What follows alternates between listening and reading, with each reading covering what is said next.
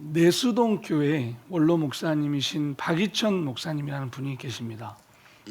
90이 넘으셨는데 지금도 하루에 5시간 정도는 성경 연구를 하고 계신다는 말씀을 들은 기억이 있습니다. 이북에서 목사님이 내려오셨는데 목사님께서 성경 연구하는 것을 등산으로 비유하시면서 이렇게 말씀하십니다. 내래고저 성경을 평생 연구해 왔는데 아직도 등산로의 초입에 있는 것 같소 라고 말씀하셨습니다. 하물며 백수를 바라보시는 이 어르신도 아직도 하나님의 말씀 앞에 겸손하게 엎드려요 성경을 연구하고 계시는데 20대 중반부터 신앙생활을 시작해온 저는 오죽하겠습니까? 여전히 어렵게만 느껴집니다. 그러나 요한복음 5장 39절에 너희가 성경에서 영생을 얻는 줄 생각하고 성경을 연구하거니와 이 성경이 곧 예수 그리스도 내게 대하여 증언하는 것이니라. 성경은 이처럼 영원한 생명이 예수님으로부터 기인하는 것으로 말씀하시기에 어렵지만 우리의 마음을 열어 하나님의 말씀을 깨닫게 해주시는 성령 하나님을 그 도우심을 의지함으로 오늘 본문을 연구했습니다. 그런데 오늘 본문이 유난히도 어렵습니다. 어려운 말씀입니다. 그런데 깨닫게 해주신 만큼 은혜를 나누고자 합니다. 우리 20절 한 구절만 다시 한번 읽어보겠습니다. 여러분 그 말씀을 읽을 때 꼭꼭 씹어서 한번 읽어봤으면 좋겠습니다. 우리 20절만 함께 다 같이 읽어보겠습니다. 내가 너희에게 이르노니 너희 의가 서기관과 바리새인보다 더 낫지 못하면 결코 천국에 들어가지 못하리라. 아멘. 여러분들은 지금까지 신앙생활을 해오시면서 이 말씀을 어떻게 이해하고 계십니까? 사실 우리는 하나님 말씀을 읽을 때 지향해야 될 자세가 있습니다. 그것은 너무 익숙한 나머지 고민과 사색을 하지 않고 성경을 읽는 그런 경향성을 지향해야 합니다. 예수님의 입에서 너희들의 의가 서기관과 바리새인들의 의보다 더 낫지 못하면 결코 천국에 들어가지 못한다. 즉 영원한 생명을 얻지 못한다 말씀하십니다.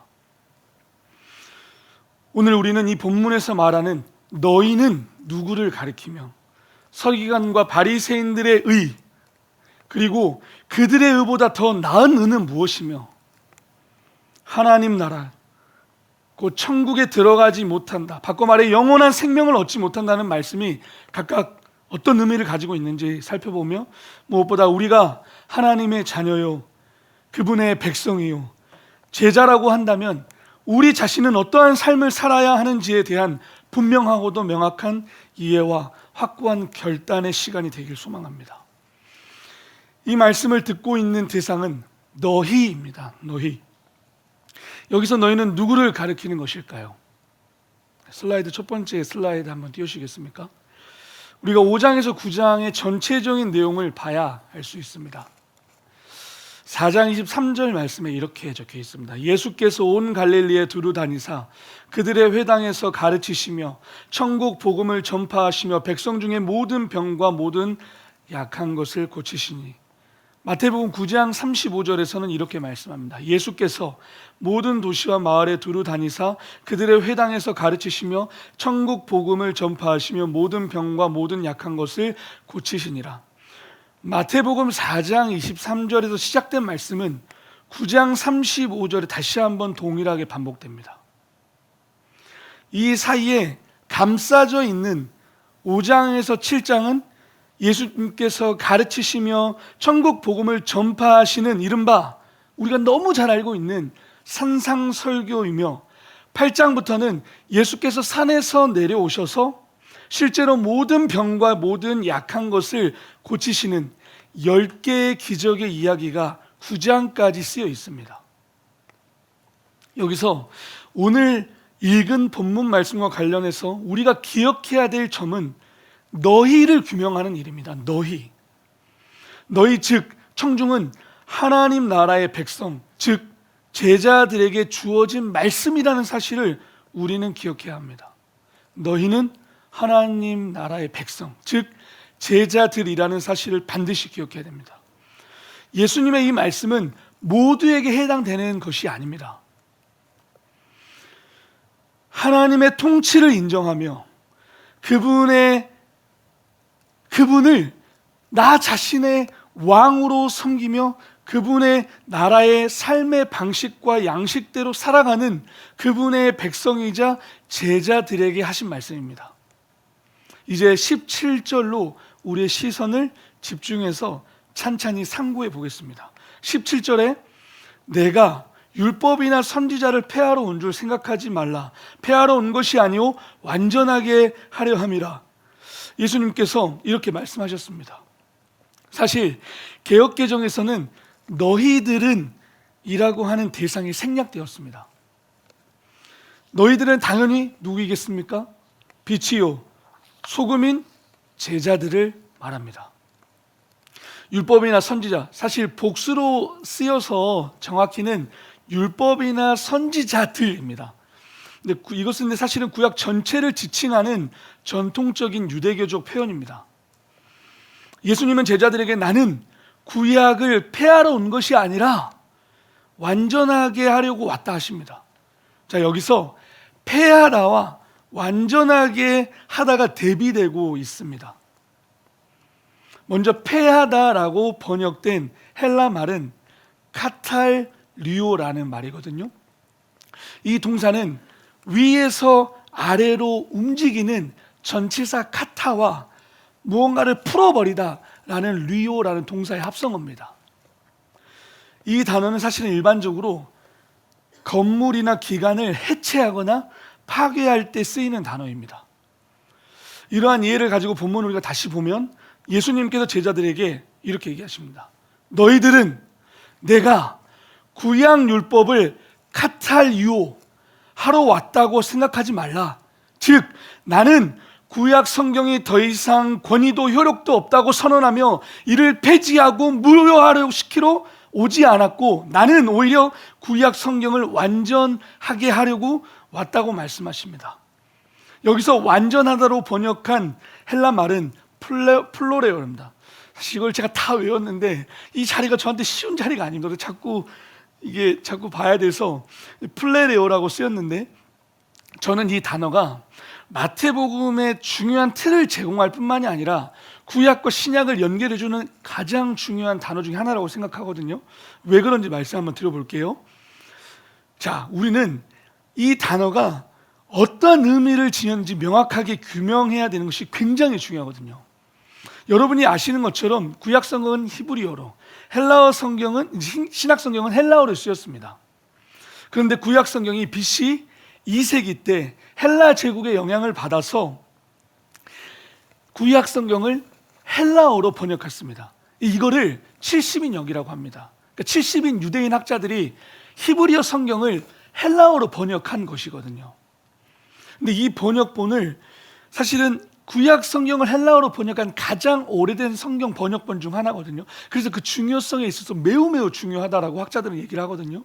그런데 여기서 히브리어 말레라고 하는 체울레 말레, 그 말레라고 하는 그 단어를 헬라어 제가 말씀드렸던 플레로라는 단어와 등가어로 썼습니다. 그러니까 무슨 말이냐면은 우리가 영어를 이해할 때 water라는 그 영어 단어를 우리말로 번역을 할 때 물이라고 번역을 하거든요. 그거를 등가어라고 합니다. 같은 값을 먹였다 이런 말입니다. 그래서 히브리 학자들이 이 히브리어 말레라고 하는 단어를 70인역 즉 헬라어 성경으로 번역을 할 때 플로레오라고 번역을 했다는 겁니다. 이게 같은 등가라는 말입니다. 같은 값을 매겼다.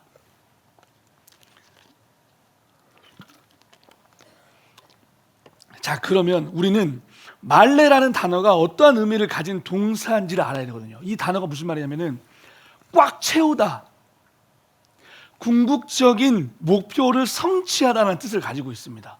첫째, 꽉 채우다. 두 번째, 궁극적인 목표를 성취하다라는 단어 의미를 가지고 있습니다. 자, 그렇다면 여러분, 우리가 17절에서 완전하게 하다라고 번역한 헬라말 플레로는 성취하다로 번역하는 것이 더 정확한 의미거든요. 자, 제가 그 헬라어 원문을 그대로 이렇게 번역을 해봤어요. 한번 보세요. 보이시겠지만 제가 이렇게 읽어드릴게요. 너희들은 내가 예수님이 율법이나 선지자들 즉 구약 성경을 파괴하러 왔다고 생각하지 말라. 나는 절대로 파괴하려고 오지 않고 오히려 성취하려고 왔다. 이렇게 번역하는 게 헬라어를 그대로 번역한 겁니다. 정말 중요합니다, 여러분. 이처럼 예수님께서는 뭐라고 말씀하신 거죠? 나는 구약의 폐기자가 아니라 성취자이다. 구약 성경 말씀의 궁극적인 목표이시며 구약 성경이 가리키고 예언하고 증언하고 있는 대상은 바로 예수님이시다. 구약에서 약속된 말씀들이 실체로 나타나셔서 그 말씀들을 궁극적으로 성취하시는 분이 바로 우리 주 예수 그리스도라는 말입니다. 앞서 제가 꽉 채우다 혹은 궁극적인 목표를 성취하다의 의미를 가진 플레로라는 단어가 마태복음에 제가 중요한 틀을 제공해 줄 뿐만 아니라 구약 성경과 신약 성경을 연결해 주는 가장 중요한 단어 중 하나라고 말씀을 제가 드렸는데, 자, 그러면 이 단어가 어디서 쓰였는지 그리고 어떻게 쓰였는지 한번 살펴보도록 해볼까요?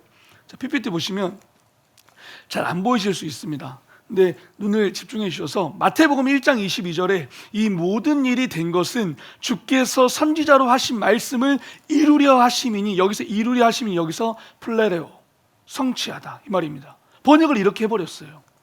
이 말은 이사야서 7장 14절에 예수님의 탄생을 예언한 말씀을 실제로 성취하러 예수님이 오셨다는 말입니다. 마태복음 2장 15절 헤롯이 죽기까지 거기 있었으니 이는 주께서 선지자를 통하여 말씀하신 바 애굽에서 내 아들을 불렀다 함을 이루려 하심이라 성취하러 오셨다 그 말입니다. 이 말은 호세아 11장 1절 탄생하신 후 살기 등등한 헤롯을 피해 애굽으로 피신하였다가 애굽에서 다시 이스라엘로 불러내셨다는 말씀을 실제로 성취하신 예수님을 말씀하십니다. 마태복음 2장 17절 개역배정에서는 심지어 그 번역도 하지 않았어요. 플로레오를. 이 말씀 이에 선지자 에레미야를 통하여 말씀하신 바, 그 뒤에 말씀하신 바가 성취되었다 이렇게 번역을 해야 되는데 번역을 하지 않았습니다. 에레미야 31장 15절 헤롯은 분노가 가득하여 2살 아래의 사내 아이를 다 죽이는데 이 또한 구약의 말씀을 성취한 것입니다. 마태복음 2장 23절 나사렛이란 동네에 가서 사니 이는 선지자로 하신 말씀에 나사렛 사람이라 칭하리라 하심을 이루려 함이라 성취하셨다 그 말입니다. 이는 이사야서 9장 1절에서 2절 구약의 예언이 성취되기 위하여 예수님은 남쪽 유다 땅에서 북쪽에 있는 갈릴리 지방의 나사렛으로 올라가시거든요. 그 말씀이 성취하라 하셨다 말씀입니다. 마태복음 3장 15절 예수께서 대답하여 이르시되 이제 허락하라. 세례 요한한테 세례 달라는 그 말입니다. 우리가 이와 같이 하여 모든 일을 이루는 것이, 이 말이 무슨 말이에요? 성취하다 그 말입니다. 하나님께서 예수님을 통해 구원하시겠다 하는 수많은 약속과 증언들과 예언들을 보이시는 거예요. 그 말을 성취하자 그 말입니다. 마태복음 4장 14절 이는 선지자 이사야를 통하여 하신 말씀을 이루려 하심이라. 이 말씀은 이사야서 9장 1절에서 2절을 성취하러 오셨다 그 말입니다. 마태복음 5장 17절 우리가 읽은 오늘 말씀입니다. 예수님께서 친히 내가 율법과 선지자들 곧 구약 성경을 내가 폐지하러 온 것이 아니고 성취하러 내가 왔다 그 말입니다. 다음 슬라이드 한번 넘겨주시겠습니까? 8장 17절 이것도 마찬가지입니다. 이는 선지자 이사야를 통하여 하신 말씀에 우리의 연약한 것을 친히 담당하시고 병을 짊어지셨다 함을 이루려 하심이라 성취하러 오셨다 그 말입니다. 아까도 말씀드렸다시피 8장에서 예수님이 산에서 내려오십니다. 내려오셔서 치료하시는 기적들을 보이시는데 이사야 말씀 예수님이 성취하시는 걸 보여주십니다. 마태복음 12장 17절 이것도 번역 안 했습니다. 이는 선지자 이사야를 통하여 말씀하신 바, 여기까지만 개역해놔서 써놨습니다. 말씀하신 바를 성취하려는 것이었다 이 말씀입니다. 이사야서 42장 1절에 33절 하나님께서 택하셨고 기뻐하시는 메시아가 바로 예수님이심을 인증해 주시는 이사야 종의 노래를 예언을 성취하시는 것입니다. 마태복음 13장 35절 이는 선지자를 통하여 말씀하신 바 내가 입을 열어 비유로 말하고 창세부터 감추인 것들을 드러내리라 함을 이루려 하심이라 성취하셨다 그 말입니다. 이 말은 시편 78편 2편 비유로 하나님의 나라의 비밀을 말씀하심으로 시편의 말씀을 성취하시는 예수님을 보여주십니다.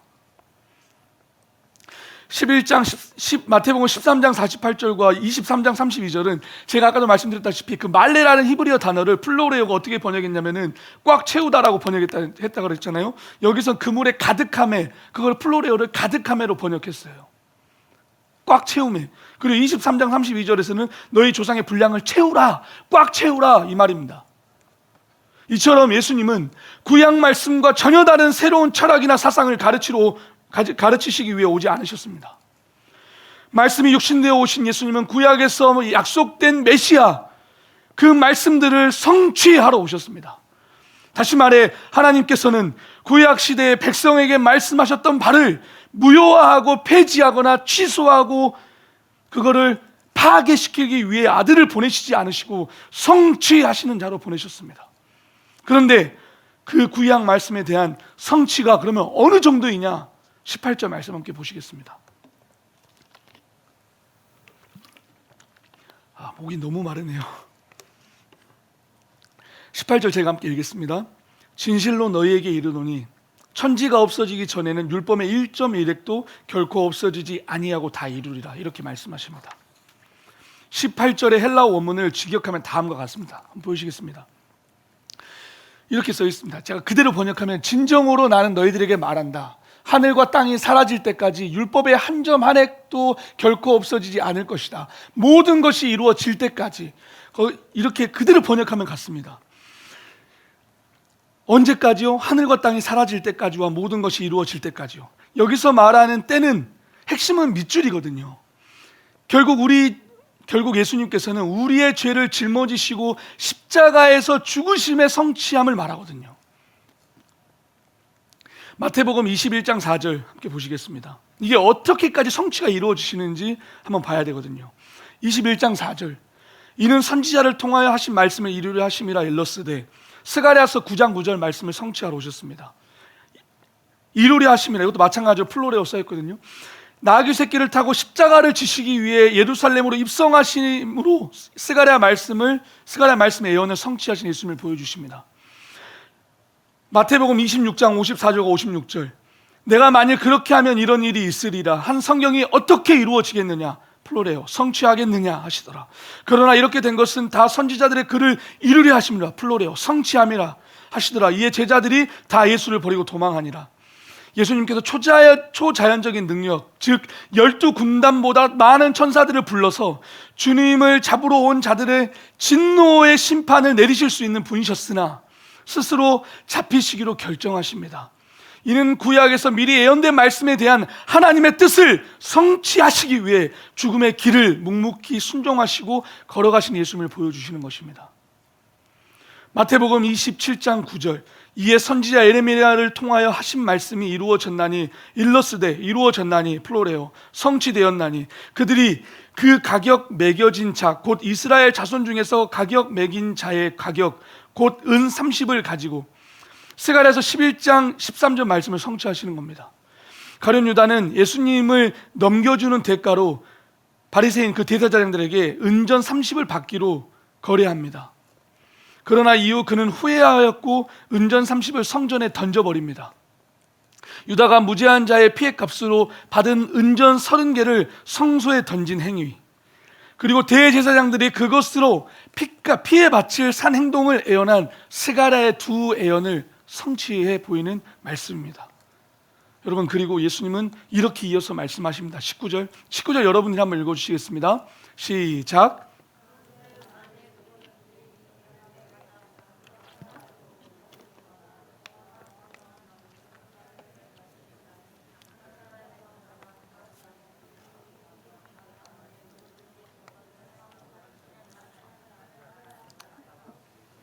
아멘. 감사합니다. 여러분들이 이 말씀을 어떻게 받아들이시나요? 예수님의 말씀을 듣고 있던 제자들과 그리고 우리들에게 율법주의가 되라고 말씀하시는 게 아닙니다. 이 말씀은 구약에서 가리키고 있는 모든 약속들은 성취되지 않은 채로 남아 있지 않을 것이기에 계명들, 즉 율법을 거부하고 제쳐두고 심지어는 무시해도 된다고 가르치지 말라는 겁니다. 그래야 17절부터 이어지는 같은 맥락으로 이해할 수 있거든요. 구약 성경을 파괴하러 오신 분이 아니라 성취자로 오신 예수님을 이해할 수 있게 이 연결점을 우리가 가져야 하는 것이거든요. 그런데 어떤 이들은 구약을 이상한 관점으로 보는 사람들이 있습니다. 구약은 신약보다 못하다. 구약에는 사랑, 관용, 포용, 용서, 은혜가 없다. 억압하고 옥죄는 말씀뿐이다. 그리고 구약 성경은 이미 지나간 옛 시대이기에 신약 성경만 읽으면 된다. 구약 성경은 시대착오적 발상이다. 여러분, 이런 생각들과 이렇게 말하는 사람들을 주의하셔야 됩니다. 구약과 신약은 반드시 연결되어 해석되어야만 합니다. 구약 성경의 권위는 폐지되지 않았습니다. 구약 성경은 여전히 하나님의 권위 있는 말씀입니다. 초대 교부였던 어거스틴 이렇게 말합니다. 신약은 구약 속에 감추어져 있고 구약은 신약 속에 드러난다. 다시 한번 들어보세요. 신약은 구약 속에 감추어져 있고 구약은 신약 속에서 드러난다. 여러분, 신구약 성경 66권 중 어느 한 권도 우리는 부인하거나 부정해서도 등한시하거나 경홀히 여겨서도 안 됩니다. 예수님은 율법주의자도 그렇다고 무법주의자도 아니십니다. 십자가를 바라볼 때 우리가 반드시 가져야 되는 자세가 있습니다. 십자가는 분명 우리를 향한 하나님의 사랑에 대한 확증적 사건입니다. 그러나 동시에 십자가는 공의의 사건입니다. 우리의 죄가 얼마나 질기고 고약한지 예수님의 몸을 찢으시고 그 몸 안에 있는 피를 다 쏟아야 하실 만큼 예수님은 우리의 죄를 대신하여 하나님께 저주를 받으신 사건이기도 합니다. 여러분, 20절에 활용정점으로 예수님은 제자들에게 이렇게 말씀하십니다. 내가 너희에게 이르노니 너희 의가 서기관과 바리새인보다 더 낫지 못하면 결코 천국에 들어가지 못하리라. 여러분, 너희가 누구인지에 대한 것은 앞선 내용에서 확인했습니다. 그렇다면 서기관들과 바리새인들의 의는 무엇이며 그들의 의보다 더 낫지 못한다면 천국에 들어갈 수 없다는 말씀은 무엇일까요? 저에게 당신은 왜 예수를 믿습니까? 당신에게 있어서 예수는 무엇입니까? 기독교는 무엇입니까? 왜 그분을 믿으십니까? 라고 물어본다면 저는 단언컨대 이렇게 딱 한 문장으로 대답하십니다. 그분만이 저에게 영생을 주실 수 있는 분이거든요. 저는 그렇게 대답할 거거든요. 그런데 우리는 사실 여러분, 너무나도 쉽게 사실은 이 말씀을 가지고 서기관들과 바리새인들은 율법주의자들이다. 그러니 그들은 잘못됐다라는 관점을 갖는 경향들이 있어요. 그러나 여러분들이 서기관과 바리새인들이 어떤 사람인들인지 연구하여 알아간다면 그렇게 속단하기가 이르거든요. 여러분, 주후 예수님이 오시고 난 이후에 2세기 3세기 사이에 어느 유대인 랍비가 그러니까 입으로 전해진 유대인들의 율법을 편집해서 모아놓은 게 있어요. 이것을 미시나라고 하는데 여러분들이 잘 아시는 탈무드의 핵심적인 기초가 되는 것이 이 미시나거든요. 이 미시나는 총 6부로 구성되어 있어요. 이제 PPT 좀 띄워주시겠습니까? 네, 이렇게 되어 있습니다. 제가 보면은 총 제라임, 나심, 코다심, 토오본, 모에드, 네즈킴 이렇게 되어 있는데 여러분들 여기서 다 볼 수는 없고 여기서 모에드라고 하는 명절 부분에 안식일과 관련된 내용을 잠시 제가 살펴볼게요. 유대인들은 안식일에 일하지 않기 위하여, 왜냐면 구약성경에서 안식일을 지키라고 하시니까 유대인들이 이 말씀을 가지고 구전과 구전을 통해서 이 미시나라고 하는 책을 써낸 거예요. 엄청나게 방대한 거거든요. 근데 거기서 안식일에 일하지 않기 위해서 다음과 같은 39가지의 금지 사항을 적어놨어요.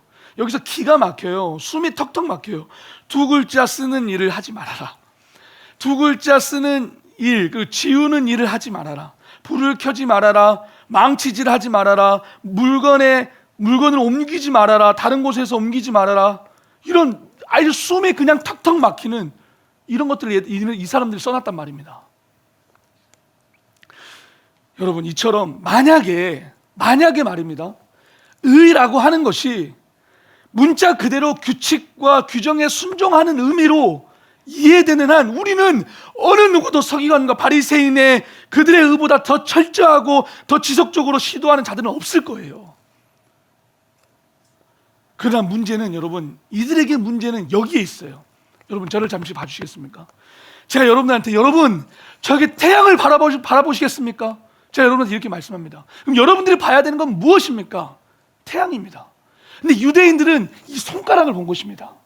이 손가락이 어떻게 생겼으며 마디는 어떠며 그리고 손 모양이 어떻게 생겼으며 이거를 본 겁니다. 이 손가락이 가리키고 있는 것은 태양을 가리키고 있는데 이 손가락을 본 것이란 말입니다.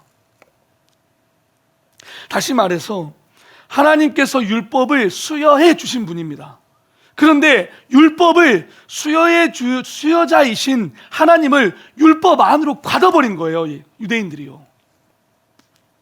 이들은 하나님의 통치가 아니라 무엇의 통치를 받은 거죠? 율법의 통치를 받은 거란 말입니다. 예수님께서 율법을 세분화해서 정교화시킨 것까지 세심하게 지키는 유대인들을 인정하는 것은 분명 아닙니다. 그러나 그들이 하나님의 말씀을 준수하고 준행하는 것을 통해 인정되는 의는 인정하셨다고 볼 수 있어요. 이들이 지켰다는 건 다 잘못했다고 말할 수 없습니다. 왜요? 예수님 뭐라고 얘기하셨죠? 서기관과 바리새인의 의보다 너희가 더 뛰어나지 않으면, 전제가 뭐예요? 그들의 의를 더 뛰어넘어야 된다는 말입니다. 여러분, 그런데 문제는 이들의 의로는 하나님 나라, 즉 천국에 들어갈 수 없다는 데 있습니다. 예수님이 그렇게 얘기하셨잖아요. 너희들의 의가 서기관과 바리새인 의보다 낫지 않으면 천국에 들어가지 못한다. 예수님 말씀하시지 않습니까? 하나님 나라에 들어가기 위해서는 그들의 의보다 더 뛰어난, 더 나은 의를 보여야 된답니다. 제자들에게요. 여러분들 자신 있으십니까? 저는 자신이 없습니다. 더 나은 의를 이해할 때 서기관들과 바리새인들이 지키는 것보다 조금이라도 더 잘 지키면 되는 것으로 우리가 생각할 수 있거든요. 이 말을요. 예컨대 여러분, 높이뛰기 생각해 보십시오. 그들이, 서기관과 바리새인들이 마치 2m를 높이뛰기로 뛰었다고 해봅시다. 그러면 저는 2m 5를 뛰면 된다, 이렇게 생각할 수 있거든요. 그런데 더 나은 의에서 더 나은으로 번역한 헬라 말은 페리시오 플레이온이라고 썼거든요. 이게 더 나은이 아니에요. 이 말의 정확한 의미는 excessive much greater거든요. 그 말은 훨씬 더 초월하는 거예요. excessive much greater. 그들의 의보다 너희가 조금 더 낫다라는 게 아니고 초월한다는 겁니다. 그대로 직역한 것은 이렇거든요. 한번 봐주시겠습니까? 이렇게 얘기하십니다. 나는 너희에게 말한다. 만일 너희의 의가 서기관들과 바리새인들의 의를 초월하지 못하면 너희는 결탄코 하나님 나라에 들어가지 못할 것이다. 이렇게 말씀하십니다. 여러분, 예수님은 서기관들과 바리새인들의 의와는 질적으로 그리고 양적으로 수준이 전혀 다른 의를 제자들에게, 그리고 저와 여러분들에게 요구하십니다. 매일매일 세상 속에서 신앙을 지켜보겠다고 사투를 벌인다 해도 여러분들, 서기관들과 바리새인들이 율법을 준수하는 것조차 터무니없이 부족합니다. 저는요. 근데 그들의 의를 초월하시라고 하시는 예수님의 말씀이 저는 자꾸 불가능해 보인단 말입니다. 이거는 말이 안 되는 것처럼 보입니다. 이것은 마치 2m를 뛰어넘기도 불가능하고 버거워 보이는데 자꾸만 저보고, 우리 제자들 보고 장대 높이 선수가 뛰어넘을 수 있는 만큼 뛰어넘으라고 말씀하시는 것처럼 보입니다. 현실에서 실천하는 것이 여러분 불가능해 보입니다. 그런데 여기서 정말 심각한 것은 그들의 의를 초월하는 의를 보이지 못하면 하늘나라, 천국에 들어가지 못할 것이라고 말씀하시는 겁니다. 영원한 생명을 얻지 못한다는 것이죠. 영원한 생명을. 여러분들 자신 있으십니까? 영원한 생명 얻으셨습니까? 그걸 누리고 사십니까? 얻었다고 자신 있게 얘기하실 수 있으십니까? 그럼 여러분들은 서기관과 바리새인들 모두 초월해야 됩니다. 가능하십니까? 예수 믿는 이유가 저는 이게 전부거든요. 어떻게 보면요. 여러분, 제자들은, 그리고 우리는 이 말씀을 도대체 어떻게 이해해야 할까요? 어떻게 반응해야 할까요? 20절에 대한 서기관들과 바리새인의 의와 그들의 의를 초월하는 의가 무엇인지에 대한 구체적인 사례가 너무 감사하게도 21절부터 47절까지 총 6가지 사례를 보여주십니다. 살인, 간음, 이혼, 그리고 맹세, 보복, 원수 사람, 이렇게 구체적으로 6가지를 보여주십니다. 서기관과 바리새인들의 의가 무엇이며, 그리고 그 의를 초월하는 의가 무엇인지 21절에서 47절까지 보여주십니다. 너무나도 감사하게도요. 한번 보시겠습니다, 여러분. 21절에 한번 보시겠습니다. 제가 한번 읽어드리겠습니다. 옛사람에게 말한 바 살인하지 말라. 누구든지 살인하면 심판을 받게 되리라 하였다는 것을 너희가 들었으나. 여기서 옛사람은 시내산에서 하나님의 말씀 율법을 들은 시내산 세대를 가리킵니다. 옛사람 총 6가지 다 그걸 똑같습니다. 들었으나 그런데 나는 22절에 나는 너희에게 이르노니 형제에게 노하는 자마다 심판을 받게 되고 형제를 대하여 라가라 하는 자는 공회에 잡혀가고 그 다음에 미련한 놈이라고 하는 자는 지옥불에 들어가야 되라, 이렇게 말씀하십니다. 유대인들은 살인하지 않으면 그들은 의를 인정받았습니다. 그런데 예수님이 뭐라고 얘기하세요? 야, 살인은 말할 것도 없고 제자들 너희는 살인은 말할 것도 없고 너희들은 형제를 대하여, 형제 자매 모든 걸 다 일컬읍니다. 너희들은 우리 형제 자매들에게 대하여 라가라, 라가는 골빈 녀석 그 말입니다. 골빈 녀석, 미련한 놈 똑같은 말입니다.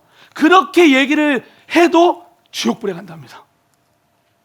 여러분, 이 시대가 얼마나 우리가 입으로 사람을 죽이고 범죄하고 죄를 짓습니까?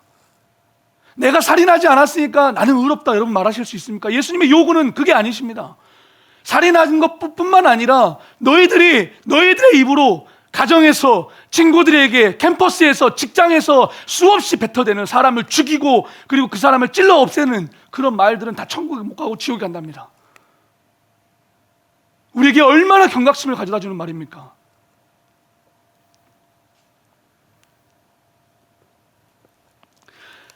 현재 법률적으로도 여러분, 구약율법뿐만이 아니라 친구에게, 누군가에게, 가족에게 야, 이 미련한 놈아, 야, 이 골빈 놈아 이렇게 말한다고 해서 살인죄에 적용되지 않습니다. 그리고 현대를 살아가고 있는 우리들에게도 그게 법에 저촉되지 않습니다.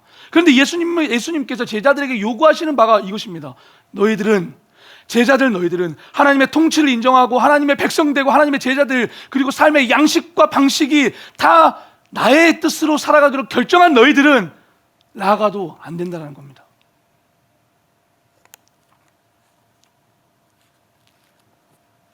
두 번째, 여러분 27절입니다. 또 가늠하지 말라 하였다는 걸 너희가 들었다. 구약에서 분명히 가늠하지 말라고 신명기에서, 출애굽기에서 얘기하고 있습니다. 그런데 나는 너희에게 이르노니 음욕을 품고 여자를 보는 자마다 이 마음이 이미 가늠하였느니라. 만일 내 오른눈이 너를 실족하게 하거든 빼어내버리라. 내 백체 중 하나가 없어지고 온몸이 지옥에 던져지는 것이 유익하며, 또한 만일 내 오른손이 너를 실족하게 하거든 찍어내버리라. 내 백체 중 하나가 없어지고 온몸이 지옥에 던져지지 않는 것이 유익하니라. 여러분, 이 시대가 얼마나 음란한 시대입니까? 이제 간통죄도 여러분 성립되지 않습니다. 이 시대가 이런 시대입니다, 여러분. 여기서 여러분 여자를 보느냐, 결혼한 여인을 말합니다. 귀나에 결혼한 여인입니다. 간통죄 요즘에 성립되지 않습니다, 여러분. 그런데 구약에서는 너희가 간음했다, 그럼 살인죄입니다. 율법에서는 너희가 그 정도 의를 지켜, 그래 내가 너 의로 인정해 줄게. 그런데 예수님께서 요구하시는 거는, 야, 간음 그건 말할 것도 없고 너희 눈으로 그 여자를 음욕을 품고 그 목적으로 바라보는 것 자체가 예수님께서 지옥불에 떨어진다는 겁니다. 여러분, 지옥이라는 단어 여기서 게헨나라입니다. 게헨나라고 쓰였습니다. 게헨나라는 것은 예루살렘 바로 바깥쪽에 있는 흰놈의 골짜기라는 데가 있어요. 혹시 나중에 이스라엘 가보시면 아실 텐데 그 흰놈의 골짜기를 히브리 말로 게헨나라고 하거든요.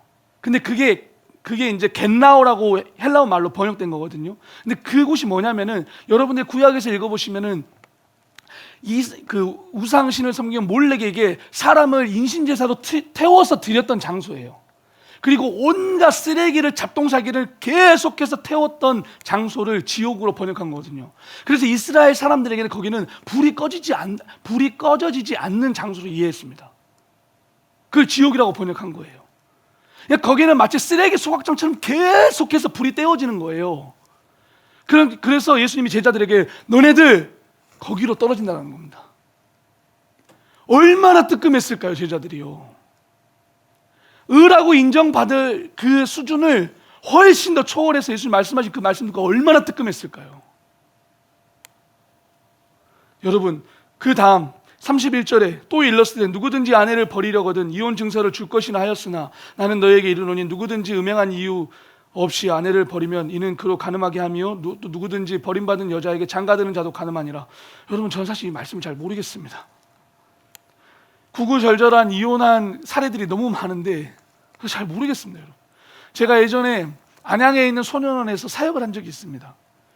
이제 여자 친구들이 이제 지내던 소년원이었는데, 거기서 제가 이제 2박 3일 동안 성령 영성 수련회를 해가지고 사역을 이제 2박 3일 동안 진행했는데, 그 23살 먹었던 친구가 저한테 이러는 겁니다. 당신이 2박 3일 동안 여기 와서 나를 위로한다고 하는 게 그게 얼마나 위로가 될 것 같냐고. 당신이 나에 대해 삶에서 이해라도 할 수 있을 것 같냐고. 제가 차근히 들어봤습니다. 아버지가 4명이랍니다. 엄마가 이혼을 4번을 해서 성이 다른 아이가 4명이랍니다. 맨날 집에 들어가면 새아버지가 두드러기 패고 또 나가면 또 새아버지가 들어오고, 이렇게 어떻게 그 아이가 살겠습니까? 그 아이에게 이혼하지 말라는 얘기를 할 수 있겠습니까? 여러분, 저도 부끄럽지만 저희 조부모님도 이혼하셨습니다. 그리고 저희 부모님도 이혼하셨습니다. 이게 그렇게 간단한 문제가 아니거든요. 집안에서 가정폭력이 있고 그러면 이렇게 이혼하지 말라고 하는 이게 잣대가 가능하겠냐 말입니다.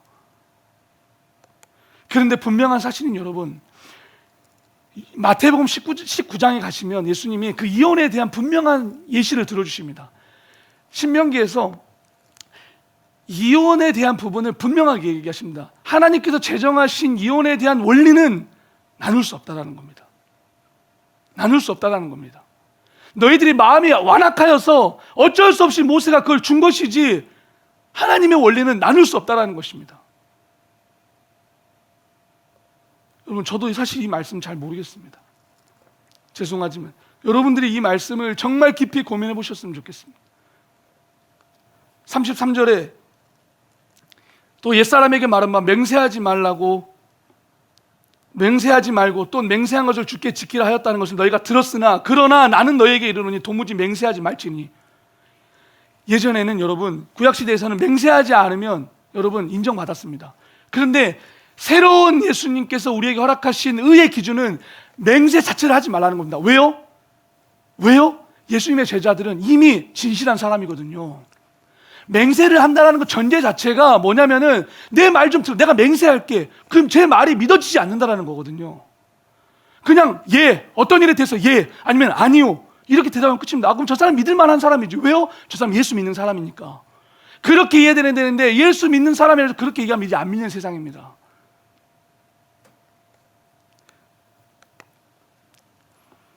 여러분, 38절에 또 눈은 눈으로 이는 이로 갚으라 하였다는 것을 너희가 들었으나 그러나 나는 너희에게 이르노니 악한 자를 대적하지 말라. 누구든지 내 오른뺨을 치거든 왼뺨을 돌려대며.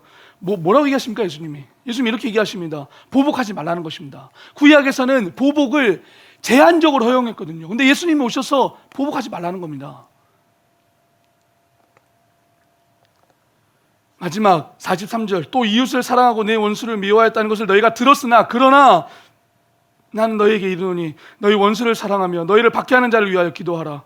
이같이 한즉 하늘에 계신 너희 하늘의 아버지의 아들이 되리니 이는 하나님이 그 해를 악인과 선인에게 비추시며 비를 의로운 자와 불의한 자에게 내려주심이라. 여러분, 예수님 뭐라 하십니까? 원수를 사랑하시랍니다. 우리가 말은 사랑한다고 하십니다. 구약에서는 그냥 이렇게 했습니다. 내가 이웃을 사랑하지요. 네, 그러면은 인정받았습니다. 그런데 사랑의 그 말 자체로 끝나는 게 아니라 행함으로 보이라는 겁니다. 예수님은요. 여러분, 어떻습니까? 여러분, 자신 있으십니까? 도대체 이렇게 초월한 그 의를 우리가 어떻게 이룰 수 있다, 그 말입니까? 여러분, 방법은 하나밖에 없습니다. 오늘 제가 설교 제목을 장아찌 신앙이라 했습니다. 이게 무슨 말일까요? 여러분, 우리는 마늘 같은 존재예요. 그 마늘의 냄새를 없애기 위해서 제가 일청삼진을 섬기고 있는데 제가 저희 청년단에 물어봤습니다. 마늘 냄새 없애기 위해서 어떻게 해야 될까요? 물어봤습니다. 마늘 구워야죠. 여러분, 마늘 군다고 해서 마늘 냄새 없어지지 않습니다. 마늘 요리한다고 해서 마늘 냄새 없어지지 않습니다.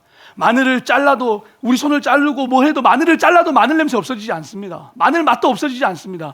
마늘 맛을 없애고 마늘의 맛과 그리고 그 향기를 없애기 위해서는 딱 한 가지 방법이 있습니다. 장아찌에 절여지는 것입니다. 장아찌에 완전히 절여지는 것입니다. 그래야 시간이 지남에 따라 더 이상 마늘의 냄새도 맛도 나지 않습니다. 어떤 맛이 날까요? 장아찌 맛이 납니다. 우리는 예수에 절여져야 돼요. 그러지 않고서는 이 말씀을 우리가 살아낼 수 없습니다. 우리는 예수님이라고 하는 그분 안에 완전히 절여져야 됩니다. 저는 올해로 12년차 절여진 장아찌 신앙입니다. 제가 올해 36인데 24살 때 세례받고 예수님 믿게 되었습니다. 아무도 저희 가정에서 예수 믿는 사람이 없습니다. 여러분, 제가 이 말씀을 저희 그래도 실패담을 얘기해야 여러분들이 좀 더 용기를 가지고 살아가실 수 있으실 것 같아서 여러분, 제가 저의 이야기를 나눔을 통해서 오늘 말씀을 마치고자 합니다. 12월 말부터 2월 달까지 저희가 대신방 저희 진 같은 경우는 이제 이호영 목사의 방방이라고 해서 일정 삼진 저희 한 진원들을 용인, 화성, 동탄, 인천, 부천 정말 방방곡곡 돌면서 진원들을 만나러 다녔습니다. 그리고 또 동시에 코로나가 너무 터져서 새 가족들을 어떻게 우리가 온라인으로 진행할 수 있을 건지에 대한 고민을 이제 우리 간사님들과 논의하면서 그 준비하고 있었던 날이었습니다. 1월 3일 주일이었습니다. 오후 5시쯤에. 근데 갑자기 대뜸 제가 이혼한 자녀라고 말씀드렸죠. 저희 부모님 이혼하셨는데 저희 친아버지 어떻게 살아계신지도 모릅니다. 근데 대뜸 1월 3일 주일날 5시에 연세 세브란스 병원에서 전화가 온 겁니다. 누구누구 보호자십니까? 네, 맞습니다. 여기 연세 세브란스 응급실인데 여기 빨리 오셔야 될 것 같습니다. 저희 아버지가 응급실에 실려왔다는 겁니다. 저희 아버지 생존의 여부도 몰랐습니다. 어떻게 사신지도 모르겠습니다. 저는 몰랐습니다. 근데 어떡합니까? 그래서 저희 담당 디렉터 목사님께 보고를 드리고 여기서 연세 세브란스 걸리지 않으니까 빨리 뛰어갔습니다. 근데 가는 날이 장날이라고 해가지고 코로나 확진자가 거기서 나왔습니다. 그래서 온 병동에 진짜 철두철미하게 병실이 마비되고 완전히 정말 난리도 아니었거든요. 근데 응급실에 누워있는데 처참하게 저희 친아버지가 누워있는 겁니다. 저희 친아버지가 건달이셨거든요. 쉽게 말해서 조폭이셨거든요. 어렸을 때 수많은 저희 어머니 구타를 하시고 나가셨습니다. 그래서 저는 어렸을 때부터 부모님이랑 같이 살지 않았습니다. 근데 그 아버지가 원수가 또 갔던 그 아버지가 거기서 누워있는 겁니다. 그래서 듣고 보니까 교수가 하는 얘기가 제가 빨리 와야 되는데 오기 직전에 피를 2리터를 쏟았다는 겁니다. 그래서 인두로 지져가지고 간이 그러니까 간경화 말기여서 위 정맥류를 터뜨려가지고 죽기 일부 직전이었답니다. 저 용서할 수 없었거든요. 그래서 그분을요. 근데 어떡하겠습니까? 대한민국 혈연적인 걸 끊을 수가 없습니다. 그래서 가가지고 이미 피를 쏟았기 때문에 병실로 올라가서 다행히도 위급상을 넘겨서 제가 그날 5시부터 그 다음날 정오까지 마스크 2개를 끼고 물도 거의 마시지 못한 채 혈변을 받았습니다. 기저귀를 갈았습니다. 이게 도대체 무슨 일인가? 내가 도무지 여기 있을 자신이 없어서 내가 기도 하나님께 여기 있어야 됩니까? 하나님, 이 원수 같은 이 아버지를 제가 용서할 수 있습니까? 하나님, 제가 정말 감당할 수 있는 일입니까? 잠을 못 잤습니다. 근데 결국은 끝까지 인내하라는 것입니다. 왜냐하면 예수님이 그 길을 걸어가셨기 때문에요. 여러분, 손양호 목사님이 자기 아들을 때려 죽인 그 북한 공산당 그 사람을 여러분 용서했습니다. 자기 아들로 삼았습니다. 주기철 목사님이 자기를 쳐 죽인 그 일본의 순사들을 용서했습니다. 그리고 끝까지 순교의 길을 가졌습니다. 여러분, 이 말씀이 정말 불가능한 것일까요? 근데 저는 억지로 내가 목사니까 제가 저희 친아버지한테 그랬습니다. 나 여기 목사 아니었으면 안 왔다고. 저에게 형제 누이 하나 있고 남동생이 있는데 저희 누이와 남동생은 장례식장에서 보겠답니다. 시한부 선고를 받았거든요. 보지 않겠답니다. 근데 제가 그랬습니다. 목사니까 내가 여기 왔다고. 내가 목사 아니었으면 여기 안 왔다고. 여러분, 그런데 문제는 병원비가 한 1,000만 원 정도 나올 것 같은 겁니다. 2인실 12만 원씩 해서 240만 원 2주 동안 입원하라, 20일 동안 입원하라고 하는데 그게 계산이 벌써 세워지는 겁니다. 2인실 입원한 거, 그리고 간병인 쓰는 거, 그리고 검사 받고 CT 받고 MRI 받는 거 한 1,000만 원 정도 나오겠다는 생각이 드는 겁니다. 제가 저희 아내한테 전화했습니다. 여보, 이런 일이 있어서 이렇게 해야 되는데 어떻게 할까요? 여러분, 저는 아직도 예수에게 덜 절여져 가지고 자꾸 마늘 맛이 납니다. 마늘 향기가 납니다. 그런데 사랑하는 제 아내와 저희 장모님이, 제가 작년에 저희 아내가 암 판정을 받고 한 해를 완전히 보냈거든요. 그래서 암을 판정을 받고 나서 암 진단금을 받았는데 자기 암 진단금으로 1,000만 원을 내겠다는 겁니다. 한 번도 들어본 적도 없고 누군지도 모르고 어느 순간 시아버님이 나타나가지고 1,000만 원을 요구하는 겁니다. 기가 막히지 않습니까? 근데 제 아내는 단 한 번도 본 적이 없는 그 사람을 위해 자기 암 진단금을 내놓겠다는 겁니다. 제가 말이 안 나왔습니다. 제가 저희 장모님에게 죄송합니다. 장모님, 저 같은 사람 만나가지고 작년에는 당신의 딸이 암에 걸리고 그래서 또 이 지경까지 와가지고 이게 도대체 무슨 일인지 너무 죄송합니다. 저희 장모님이 이러시는 겁니다. 자네 그게 무슨 말이냐고. 자네 아니었으면 이렇게 사랑하는 아들, 딸, 내 손자들이 어떻게 나오겠냐고 말씀하시는 겁니다. 저는 할 말이 안 나왔습니다. 여러분, 저희 장모님도 사람이시거든요. 자기 딸 고생시켜서 사모로서 고생하고 암까지 선고 받아서 죽을 뻔했는데, 그리고 어떤 순간 다시 나타나서 시아버지라는 사람이 나타나가지고 이런 지경이 있는데 화 안 나겠습니까? 열 안 받겠습니까? 그런데 그 어머님이 하시는 얘기가 그 말이 아닙니다. 이것이 바로 절여진 인생입니다. 여러분, 이 말씀이 나는 불가능해요, 나는 못해요, 나는 이렇게는 살고 싶지 않아요, 내가 왜 저 사람 용서해야 돼요? 여러분, 하나님 나라의 백성은 여러분들이 생각하는 것 그 이상으로 여러분들에게 새로운 삶의 방식과 양식을 요구합니다. 여러분들이 저는 3대째 믿음입니다, 저는 장로님입니다, 저는 목사입니다. 여러분, 그거 아무런 소용없습니다. 절여져 있습니까? 절여져 있지 않으면 우리는 마늘 냄새 나게 되어 있습니다. 마늘 향기 나게 되어 있습니다. 예수님에 절여져 있지 않으면 우리는 비록 반드시 우리는 마늘 냄새 나거든요. 여러분, 간곡히 부탁드립니다. 우리의 삶은 천국의 백성, 하나님 백성이 된다는 것은, 여러분, 우리가 영원한 생명을 얻었다라고 말하기 전에 우리가 하나님 백성이 되는 게 우선입니다. 그게 전제입니다. 하나님의 백성은 새로운 삶의 방식과 양식을 살아가는 것입니다. 저라는 사람의 가치관, 예수 믿기 전에, 하나님 나라의 백성이 되기 전에 저의 삶의 가치관, 세계관, 이해관, 세상의 방식과 양식을 따라 살았던 그 사람이 하나님의 백성이 되기로 한 그날부터 모든 것이 전환된 것입니다. 여러분, 정말 여러분 하나님 나라의 백성이십니까? 하나님 나라의 제자이십니까? 하나님 나라의 자녀이십니까? 여러분, 예수님께 절여진 인생으로 들어가셔야 됩니다. 여러분, 모든 인생 속에서 오직 예수님께 절여짐으로, 오직 그분에게 절여짐으로 우리의 모든 죄악들, 우리의 모든 이기적인 욕망들, 음욕들, 탐욕들, 끊임없이 일어나는 우리의 모든 죄악들이 예수님 그분께, 그 피에, 그 말씀에 우리가 절여들므로 나는 없고, 나는 온데가 한데 없고, 내 안에 사신 오직 예수, 예수, 예수, 그분만이 우리의 삶 속에서 드러나심으로 우리 삶 속에서 마늘 냄새, 그 죄 냄새를 세상의 사람들이 맡지 않고 우리 안에서 마늘이 아니라 장아찌 냄새, 예수의 향기를 맡고 하나님께로 돌아오는 그런 통로로 사용되기를 간절히 축원합니다. 우리 함께 찬양하겠습니다.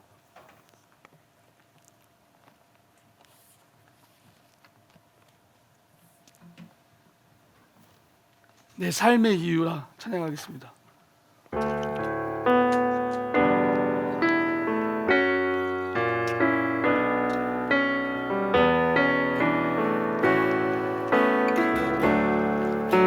예수는 내 힘이요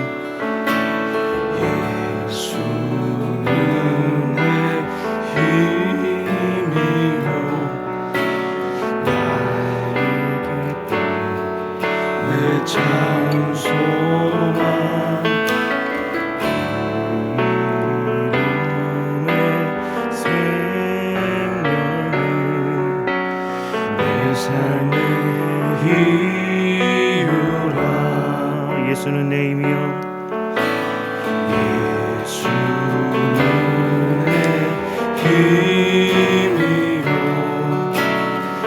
나의 기쁨 내 장소만 그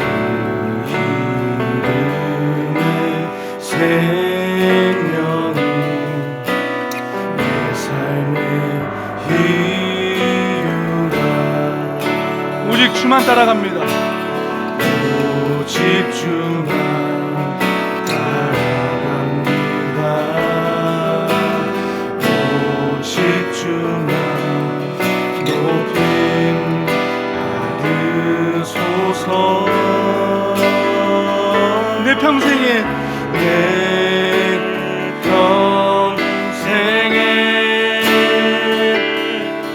그 이름은 그의 선하심을 세상에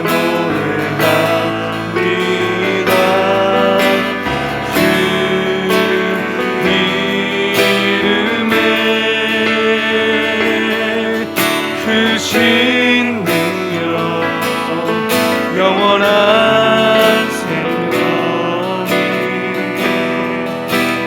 내 평생에 한 번 더 찬양했습니다. 내 평생에 내 평생에 그 이름을 그의 선하심을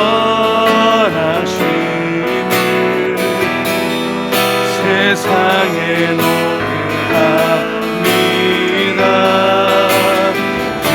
그 이름에 크신 능력 영원한 생명이 내 삶의 우리 함께 기도하며 나아가겠습니다. 정말 사랑하고 축복하는 사랑하는 우리 삼일교회 성도 여러분, 여러분의 인생 가운데 예수님은 어떤 분이십니까? 여러분, 우리가 정말 그분에게 완전히 절여지는 인생 살기를 원한다고 이 시간 함께 기도해 보지 않으시겠습니까? 나는 없고 오직 내 안에 사시는 그 예수님이 내 삶 속에 드러나게 달라고, 그분만이 이 모든 말씀을 해내실 수 있습니다. 절여지기를 원합니다. 장아찌처럼 절여지기를 원합니다. 정말 계속해서 절여지는 제가 되게 해달라고, 말씀을 살아낼 수 있게 해달라고, 하나님 백성의 삶의 방식과 양식으로 살아내게 해달라고 이 시간 그렇게 간절히 기도하다가 여러분의 삶의 기도하러 나오신 기도 제목들 함께 기도하시고 여러분 자유롭게 돌아가시겠습니다. 우리 주의 이름 한번 부르시고 우리 함께 기도하며 나가도록 하겠습니다. 주여,